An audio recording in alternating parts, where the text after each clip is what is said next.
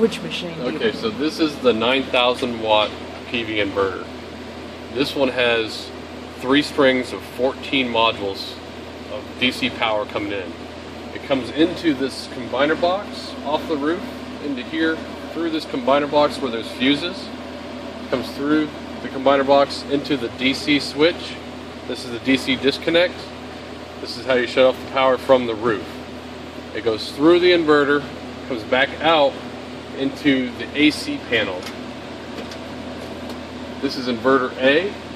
Inverter A breaker is on the left. It's the larger breaker for the larger inverter. And then inverter B will be the right-hand breaker.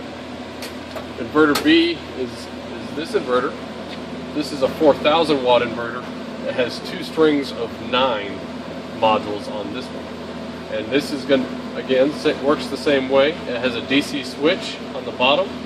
This one does not have a combiner box. The combiner box is actually inside the box itself, and that power is coming right from the roof into this inverter. The difference on this inverter is it has an emergency power supply. It says right here on it, emergency power supply. When the grid goes down, you have no power from the grid, it'll tell you have no power. You hit this switch, you turn this switch on, and in about 30 seconds, you'll have up to 1,500 watts of power through this outlet. And that's only when you don't have the grid and the sun is out and shining on the panels. So when the panels are producing power, it'll produce power through this outlet for an emergency power supply, enough to charge a cell phone, a computer, or a radio, something small, maybe even a small refrigerator if you've got enough power there. Each one of the inverters have a display. If you're looking for a solid green light when it's producing power, it'll be flashing when it's nighttime or it's waiting on standby to produce power. And it'll also have display of how many watts it's producing. You knock on the inverter and the backlight will come on, and you can also knock on it and it will rotate through the different functions and screens of the inverter. Right now this one's producing 2,903 watts.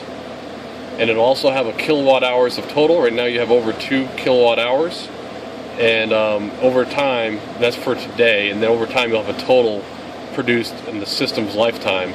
And right now it's in megawatt hours, it'll tell you, so that's why it's 0.002 megawatt hours, or 2 kilowatt hours. Same thing on this one, the display's a little smaller, but it works the same way. Again, you knock on it, and the backlight comes on, and it'll tell you the functions, and it'll go through the screens. Right now it's producing 7,135 watts, and the total is 6.2 kilowatt hours total.